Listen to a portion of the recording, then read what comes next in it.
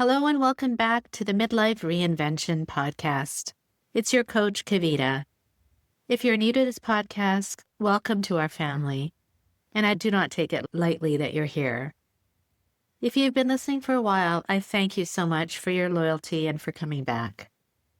You are tuning in to a new series called My Story. And although I'm sharing details of my story I really haven't shared before, this is really about you.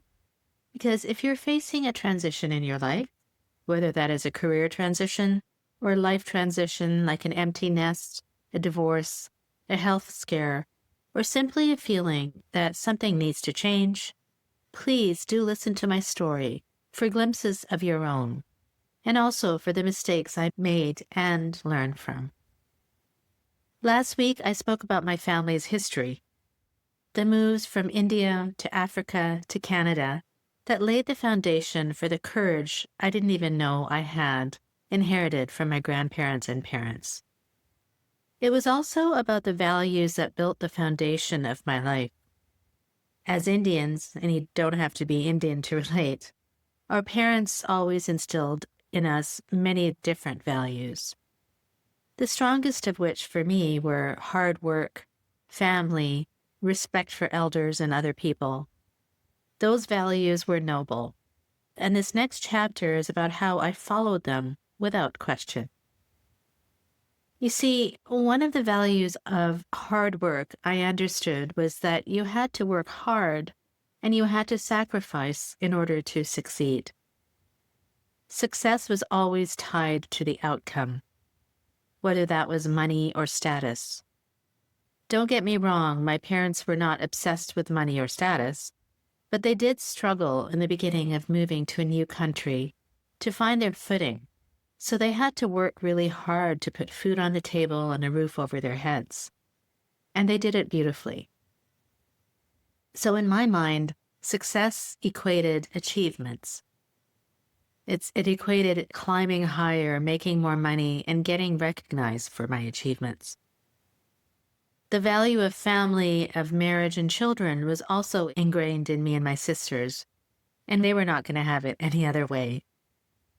So, as the youngest of 3 daughters, I was determined to educate myself.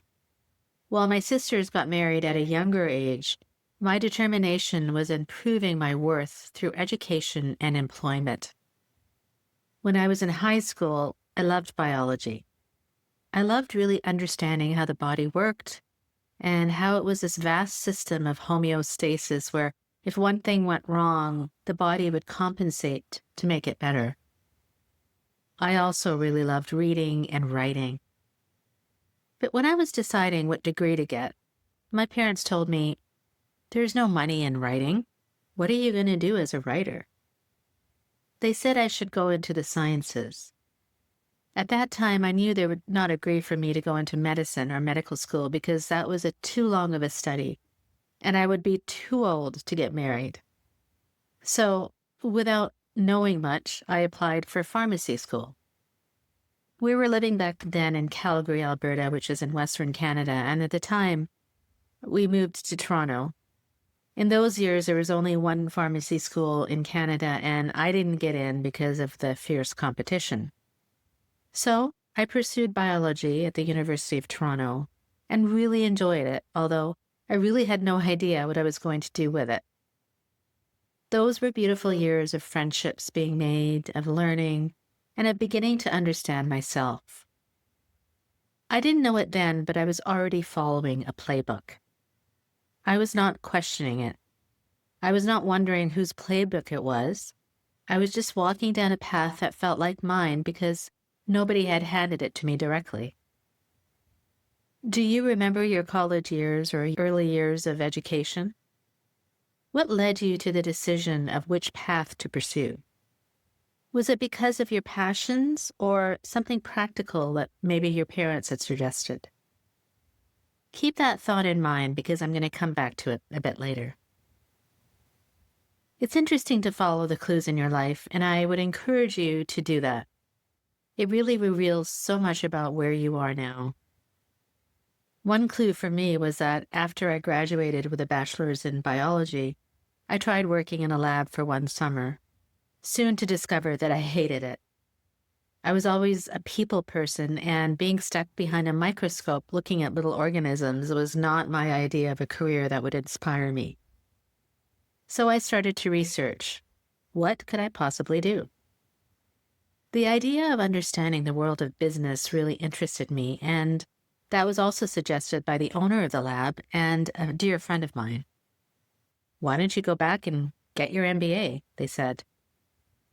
Truthfully, I didn't even know what that was at the time, but it sounded good. Again, breadcrumbs. So I kind of fell into my MBA, and that was where actually I made some of my closest friends and realized how much opportunity there really was in the world out there. At the same time, I met my now husband, and those years were so sweet and exciting. A whole world of possibilities ahead of us. I often think about how, when we are younger, the world is aligned before us. And I often think, how did we actually get to where we are today? This was actually the impetus behind this whole series, a question posed by my now wonderful client, Jen. As luck would have it, I came across the world of pharmaceuticals when I graduated from my MBA. And it seemed like the perfect combination of my science interests, my business interests, and my love of working with people. So in 1993, I started my career in the pharmaceutical industry. I was introduced to sales, and although I thought, okay, this is temporary, 25 years later, it became who I was and what I did. And I did it very well. I look back at that decision now, and I see how natural it felt to step into it. I do not see it as following anything. I saw it as choosing. But that is the thing about the playbook. You do not see it while you're inside of it. What I loved most about that career was the interaction with my customers, really understanding their needs, finding solutions, forming relationships with both them and my colleagues. If I think about it now, this is still the heart of what I love. That human interaction which feeds me to this very day. I'd like to pause there and share something with you. Often, women come to me who are feeling stuck with their career or life, unsure of what is next, but knowing that they don't want to continue doing the thing they've been doing for the last 20 or 30 years. One thing I tell them is this: there was a reason you got into that, and there must be something you enjoyed about it. What was that? It doesn't mean that you have to continue doing that exact same thing, but what aspect about it did you love that you can carry into what you're shaping into now? So, my friend, in my 30s and 40s, I excelled at my work. I worked hard, the way I had been raised, to get the promotions, the raises, the recognitions, and I got them. I received not one, but 2 President's Circles awards for my achievements, which meant I was the top 1% of salespeople in Canada. Those awards took my husband and I to exotic trips, and I was literally at the top of my game. All the while I was juggling a move to Arizona, where we lived for 5 years, and I stayed home with my 2 boys when they were very young. Raising 2 demanding children with their sports and music and academic schedules, a busy social life, a husband whose work took him all over the world. If I look back at it now, oh my goodness, how did I do all of that? Those were the building years, and I'm sure you can relate. They were amazing years. I built great skills, deep friendships, made good money, and achieved so much. It was almost as if those years had been pre-written by the playbook handed to me when I was a teenager. I always say that every stage in our life builds us towards the next, and we should not reject any of it, even the years that hold hardships or heartbreak. They are teaching us something. So what was the problem then? Everything seemed perfect, right? The thing is, they were great. But I will never forget one day when I came home from work, took my son across the city to a squash practice, came home, made dinner, cleaned up, did more work, and at 11 p.m. threw myself on the couch with exhaustion, and looked at my husband and burst into tears. I was running on autopilot, doing all the things I was supposed to do, being the good employee, the good mom, the good wife, the good friend. But somewhere along the way, I had forgotten who I really was. Maybe yours is not the couch. Maybe yours is the night you sit in your car in the driveway for 15 minutes before you walk inside. Maybe yours is the night you scroll your phone past midnight because going to bed feels like surrender. Maybe yours is the morning you cry in the shower so no one can hear. These are our couch moments. Mine just happened to be on a couch. My client Jen asked me about my gremlins. She asked me what my gremlins were during my transition. But the truth is, my gremlins did not start when the transition started. They started years before, in the chapter that looked exactly right. The gremlins sounded like this. When I asked myself, "Is this all there is?" my gremlin replied, "You should be more grateful. Everyone would kill for this life. You're just tired. Maybe in 5 years it will feel different. Maybe when the kids are older. Maybe after the next promotion." You see, my gremlins started surfacing way before I had any inkling that the work I was doing and the life I was living was fine, but not who I really wanted to be anymore. So what did I do? I dismissed them. I attributed them to hormones or burnout or stress. I told myself, this too will pass. The problem is what it cost me. Years of dismissing those internal signals that were trying to wake me up to make a change that inevitably I would make. I hear this too often in the women I coach. They have built a life of success, of achievements that look great on the outside, but inside they're slowly burning out or becoming dissatisfied or unhappy. Why? Because the passions which had built that stage of their life have changed, or worse, the passions they should have pursued have become buried under responsibilities, under what they should do versus what they really want to do. Last week, I told you about the girl I used to be, the dreamer who read books past her bedtime and who wrote stories on scraps of paper. Somewhere in the playbook years of my corporate career, raising children, the busy household, that girl went quiet. Not because anyone silenced her, but because the playbook did not have room for her. But I want you to hear this. That is perfectly okay. In our life's transitions, there is a time and place for everything. But what is not okay is if we forget about those dreams that we once had, because we are comfortable, or because we don't want to hear the judgment of others, or the discomfort of making a change to finally pursue those dreams. As I reflect upon those beautiful years, there's a nostalgia in them. Years of being such a big part of my children's lives, years of growth and busyness and chaos that I sometimes truly miss. But I also know that I don't regret any of it. The different chapters and transitions in our lives are all meant to be cherished in their own ways.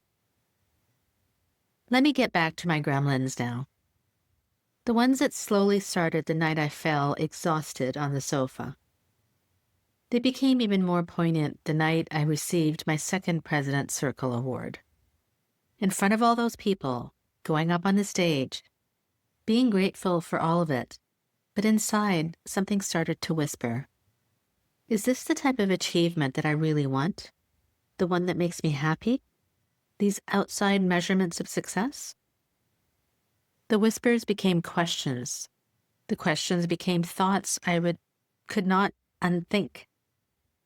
Things I used to say to myself once a year, like, is this really what I want to be doing the rest of my life? I started saying once a week, then once a day. By the end of those years, the gremlins were not gremlins anymore. They were knocking on a door I had been pretending was not there. By that point, the question was no longer whether to ask it. The question was when. And what would happen on the other side. Before we close today, I want to ask you a few questions honestly. When did your find first start feeling off, if it did? Which gremlins have you been calling something else? Exhaustion, hormones, the wrong week, the wrong year? And what chapter of your life looks more right on the outside than it feels on the inside? If any of this resonates with you, I invite you to ask yourself these deep questions and don't be afraid of what the answers will reveal. Bring your own gremlins quietly out into the light so you can hear them clearly for the first time. What we walk together today, my friend, are the years that built most of us. The years where the playbook works, where success has a definition we did not write, where the dreams of who we were as girls go quiet without anyone noticing, and where the gremlins begin to whisper the questions we are not yet ready to answer. These years are sacred. They built me. They likely built you. But they are not where the story ends. The breaking point for me happened one Monday morning. A morning where I hit the snooze button 5 times and crawled back under the covers, not wanting to face the day. A morning where I could no longer ignore those internal whispers. A morning that led to my next chapter of life, the one that has led me to where I am today, retelling my story. But before I take you there, I want you to hear from someone whose own story will sit in conversation with the one I have just shared. Next week, my guest is Deborah Knight.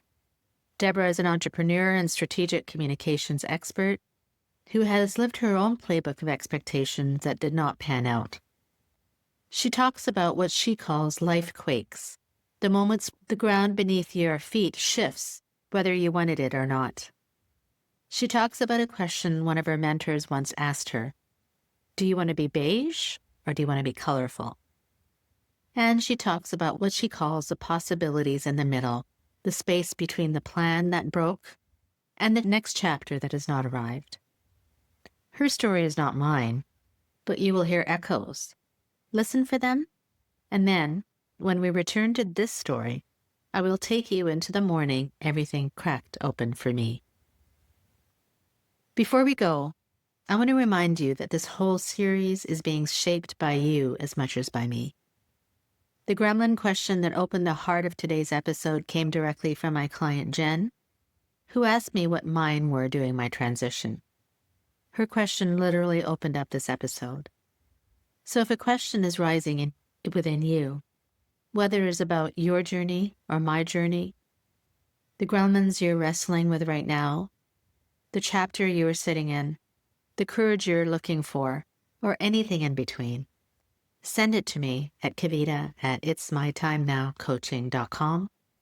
I'm answering these listener questions throughout my story series, and your question may be the seed of an entire episode.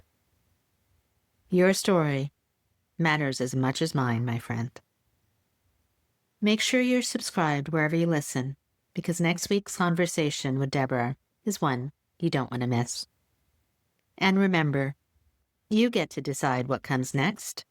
So say it with me, and say it with confidence. It's my time now.